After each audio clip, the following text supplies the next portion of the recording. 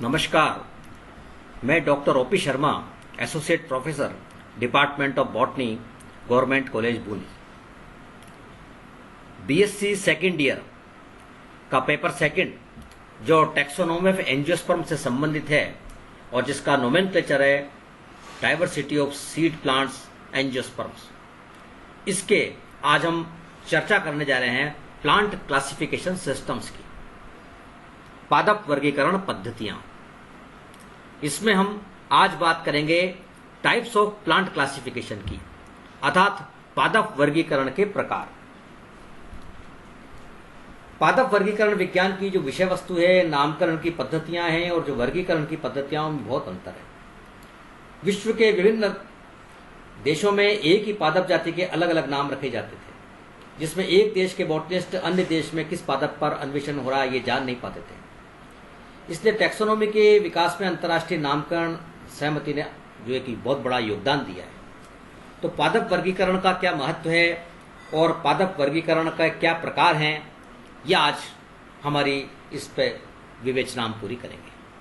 क्योंकि जो विभिन्न प्रकार के वर्गीकरण दिए गए थियोफ्रस्टस से लेकर के और आज जो मॉडर्न क्लासिफिकेशन की ऑथर की बात करते हैं हम, वहां तक किन किन दौर से गुजरे।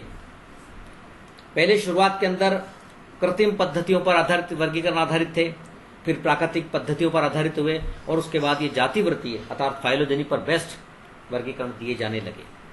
उस पर चर्चा हम करेंगे।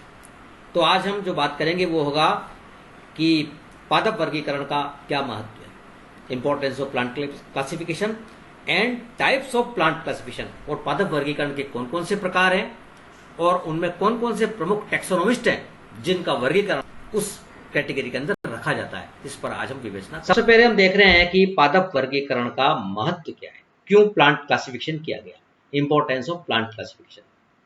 तो जो प्लांट क्लासिफिकेशन है उसके महत्व को 3-4 बिंदुओं में हम बात करते हैं कि जो एक प्लांट किंगडम ये बहुत बड़ा है, विशाल पादप जगत है, इसका हम सिस्टमेटिक स्टडी करें और सार गर्भित अध्ययन करें। इनमें सहायक है पादप वर्गीकरण। पादप वर्गीकरण के द्वारा हम सुव्यवस्थित और सार गर्भित अध्ययन कर सकते हैं पादप जगत का, अर्थात it helps in systematic study. ये एक सार गर्भित स्टडी करने में, सुव्यवस्थित अध्ययन करने में प्लांट क्लासिफिकेशन सहायक होता है। दूसरी हम ये देख रहे हैं कि inter relationship, help in inter relationship among different plant families and species, कि पादप वर्गीकरण के द्वारा विभिन्न पादप जातियों के परस्पर संबंधों की जानकारी हम मिलती है कि इनके अंदर क्या इंटर रिलेशनशिप है। वो जानकारी फैमिली के बीच में, जातियों के बीच में, उनकी जानकारी हमें प्राप्त करने में सहायता करेगा पादप वर्गीकरण। ये इसकी महत्ता है। और तीसरा यह है कि helps in origin and evolution of species, इनको जानने में सहायक है। पादप जातियों का उद्भव और उद्विकास, ओरिजिन एंड इवोल्यूशन, इस संबंधित ज्ञान हमें बहुत सिस्टमेटिक ढंग से प्राप्त होता है पादप वर्गीकरण के द्वारा। तो plant classification origin and evolution जानने में सहायता प्रदान करता है। और जो जितने भी सब्जेक्ट एक्सपर्ट हैं, विशेष विशेषज्ञ हैं, उनमें परस्पर विचारों का एक आदान प्रदान संभव होता है प्लांट क्लासिफिकेशन के द्वारा। और जो टैक्सोनॉमी के विकास में भी सहायक है, और जो प्लांट स्टडी जब डिटेल में हम करते हैं फाइलोजेनी, उसके अंदर भी ये सहायक सिद्ध होता है। तो ये हमने बात करी इनमें क्या अध्ययन में किस प्रकार से सहायक है पादप वर्गीकरण टैक्सोनॉमी के। अब देख रहे हैं कौन कौन से प्रकार हैं पादप वर्गीकरण के, जिनके अंदर वर्गीकरण पद्धतियां अगल ऑथर की रखी जाती है। सबसे पहले देखें, पहला है आर्टिफिशियल सिस्टम्स, दूसरा है नेचुरल सिस्टम्स, और फिर है फाइलोजेनेटिक सिस्टम। कृत्रिम पद्धतियां, प्राकृतिक पद्धतियां और जातिवृत्तीय पद्धतियां, ये प्रकार की पद्धतियां हैं जिनके अंदर की पादप वर्गीकरण दिए गए।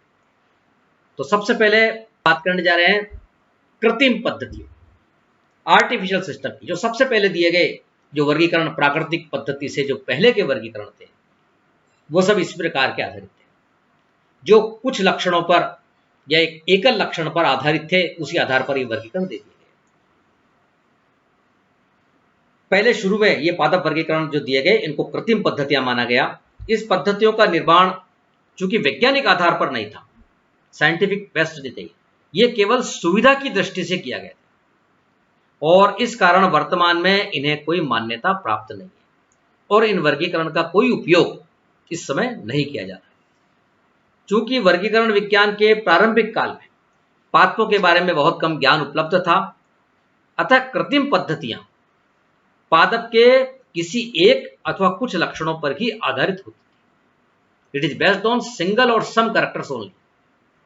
जैसे किसी ने ले लिया कि पादप के स्वभाव को लेकर के, ट्री, श्रब, हर्ब्स, पाद, वृक्ष, शुभ और शाक को लेकर। कुछ ने ले लिया केवल लैंगिक पद्धति, सेक्सुअल सिस्टम के आधार पर पुंके स्तरों की संख्या, अंडकों की संख्या। तो एक या दो लक्षणों के आधार पर ये वर्गीकरण दिए गए थे।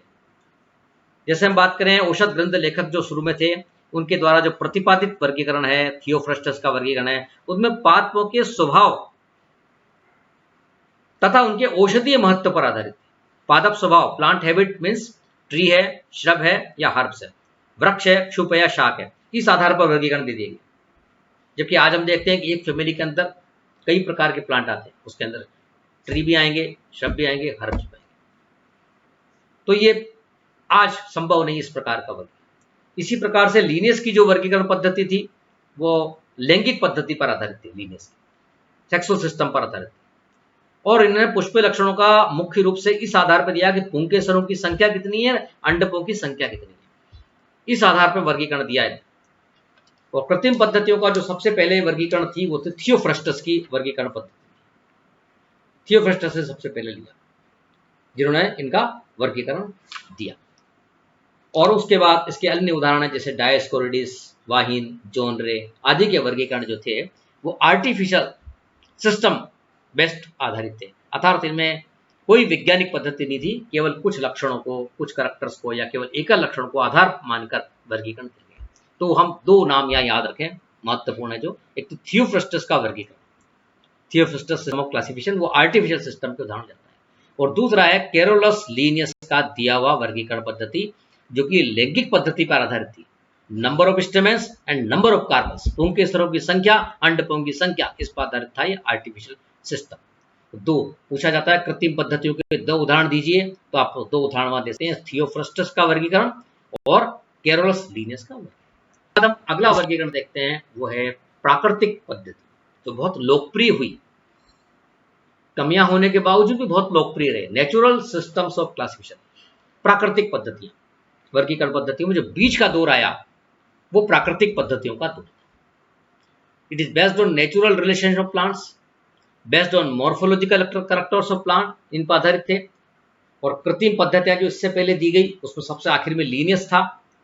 उसके बाद प्राकृतिक पद्धतियों का गठन हुआ और वो लगातार दिए जाते रहे। चार्ल्स डार्विन ने जब ओरिजिन ऑफ स्पीशीज सिद्धांत दिया, अर्थात जातियों के उद्भव का सिद्धांत, उस सिद्धांत से वर्गीकरण पद्धतियों के निर्माण के लिए एक सर्वमान्य वैज्ञानिक आधार प्राप्त हुआ और जिसको कहा गया फाइलोजेनेटिक बेसिस। इस फाइलोजेनेटिक बेसिस के आने से पहले, अर्थात जाति वृत्ति आधार पर आने से पहले जितनी भी वर्गीकरण पद्धति मध्य की, वो सब कहलाई प्राकृतिक पद्धति। जाति वृत्ति सिद्धांत के स्वीकृत होने से पूर्व प्रतिपादित सभी प्रणालियां, उनके जो उदाहरण है वो प्राकृतिक पद्धतियों के उदाहरण हैं। आर्टिफिशियल के बाद जो आए और जाति वृत्ति सिद्धांत आने से पूर्व जो आए, उससे पहले के जो सारे हैं वो सब वो कहलाएंगे नेचुरल सिस्टम ऑफ क्लासिफिकेशन, अर्थात प्राकृतिक पद्धतियों के उदाहरण। इसमें सबसे पहला नाम है एपी डिकंडोले का, और सबसे महत्वपूर्ण, सबसे लोकप्रिय, जिसने बहुत लोकप्रियता प्राप्त की, बेंथम और हुकर का वर्गीकरण। तो यहां हम ये जान लेंगे किस पर आधारित थी ये। जो प्राकृतिक पद्धति वर्गीकरण पद्धतियां हैं वो पादपों के प्राकृतिक संबंधों पर आधारित होती है, based on natural relationship, natural relations of plants. ये पादपों के विभिन्न अंगों के आकारीय लक्षणों पर आधारित थी। It is based on morphological characters of plant. केवल बाह्य लक्षणों की बात हो रही थी, जड़ के लक्षण, तने के लक्षण, पुष्प के बाह्य दल, दल, पुमंग, जायांग, इन सब के कैरेक्टर्स, इस पर आधारित होने वाली ये पद्धति थी, प्राकृतिक पद्धति थी। और पादप पहचान की दृष्टि से ये बहुत लोकप्रिय रही। प्राकृतिक प्राणियों का बहुत महत्वपूर्ण स्थान है, इसलिए बहुत लोकप्रिय आज तक, क्योंकि इन वर्गीकरणों में उपयोग किए जाने वाले पादप लक्षणों का स्पष्ट रूप से अवलोकन बहुत अच्छा है, बहुत सुगम होता है। और ये वर्गीकरण पादपों के उन गुणों को विशेष महत्व देते हैं जो प्राकृतिक परिस्थितियों में स्थायी रूप से उत्पन्न होते हैं। तो इसमें दो नाम हम देख रहे हैं, एक तो और बहुत सारे हैं लेकिन दो नाम हम जान रखें। एक तो AP D कंडोले system of classification, D कंडोले का जो वर्गीकरण है वो प्राकृतिक पद्धति का वर्गीकरण। फिर इसके बाद जिन्होंने इसको फॉलो किया, George Bentham and Joseph Dalton Hooker. Bentham और हुकर का जो वर्गीकरण है, जो सबसे लोकप्रिय आज तक भी, वो प्राकृतिक पद्धति का उदाहरण है। तो आपसे दो पूछा जाए कि प्राकृतिक पद्धति के उदाहरण दीजिए, तो उदाहरण आपके सामने होंगे, एक तो डी कंडोले का वर्गीकरण और एक बेंथम एंड हुकर का। इसके बाद जो वर्गीकरण आए वो सब कहलाए फाइलोजेनेटिक सिस्टम ऑफ क्लासिफिकेशन, अर्थात जातिवृत्तीय पद्धतियों पर आधारित ये वर्गीकरण। ये फाइलोजेनेटिक बेसिस पर आधारित है, it is based on phylogenetic basis. और इसमें अन्य साइंस की शाखाओं का, बॉटनी की अन्य शाखाओं का, उनके योगदान को, उनकी जानकारियों के, उनके अध्ययन को इसमें शामिल किया गया। तो चार्ल्स डार्विन ने जब ये सिद्धांत दिया, origin of species by natural selection, प्राकृतिक चयन द्वारा जातियों का उद्भव, इसके बाद में समकालीन जो जीव वैज्ञानिक तथा इसके प्रति आम सहमति प्रदर्शित करने से जो टैक्सोनोमिस्ट हैं उनको एक सशक्त आधार उपलब्ध हुआ। और इस डार्विन के सिद्धांत के बाद फाइलोजेनेटिक सिस्टम दिए गए, जातिवृत्तीय वर्गीकरण दिए गए। इस आधार को जातिवृत्तीय आधार कहा गया, फाइलोजेनेटिक बेसिस। और फाइलोजेनिक क्या है? वर्गीकरण पद्धति किस पर आधारित होनी चाहिए? फाइलोजेनिक, जातिवृत्ता। जातिवृत्ता में क्या अध्ययन करते हैं? किसी भी जाति के उत्पत्ति काल से वर्तमान समय तक के उसकी इवोल्यूशनरी हिस्ट्री, उसका उद्भिदकीय इतिहास, उसको कहते हैं जातिवृत्ता। Origin and evolution of plant species, वो पूरा कहलाएगा। इसका मतलब इसमें हम कंपैरिजन भी कर लेंगे, कौन प्रिमिटिव कैरेक्टर्स है, कौन एडवांस कैरेक्टर्स है, किसको पहले रखा जाएगा, किसको बाद में रखा जाएगा। इन सब बातों पर आधारित है ये फाइलोजेनेटिक सिस्टम। प्रिमिटिव कैरेक्टर को पहले रखना है, एडवांस कैरेक्टर को बाद में रखना है, प्रिमिटिव और एडवांस कैरेक्टर की आपको छटनी करनी है, इनको सूचीबद्ध करना है, इसके आधार पर वर्गीकरण दिए जाने। तो जातिवृत्तिता का पूरा ध्यान वहां पर रखना है, उस पर आधारित है। तो it is based on phylogenetic basis. इसमें कंसीडर करेंगे हम knowledge and study of other branch, जिसकी बात हम अभी करने जा रहे हैं। इसके अंतर्गत ये जानकारी प्राप्त होती है कि कौन सी जाति आज से कितने वर्ष कब उत्पन्न हुई थी, और इसमें कौन से प्रक्रम है, इवोल्यूशनरी प्रोसेस क्या है, और इस जाति का जातिवृत्तीय जो हमें ज्ञात करना इस वर्गीकरण के आधार पर बहुत अच्छा, आसान हो जाता है। और इसमें अन्य ब्रांचों का योगदान भी हम शामिल करेंगे, जिससे बहुत पावरफुल हो गई है, शक्तिशाली हो गई है, और जिससे हम किसी प्लांट के आसानी से वर्गीकरण कर सकते हैं।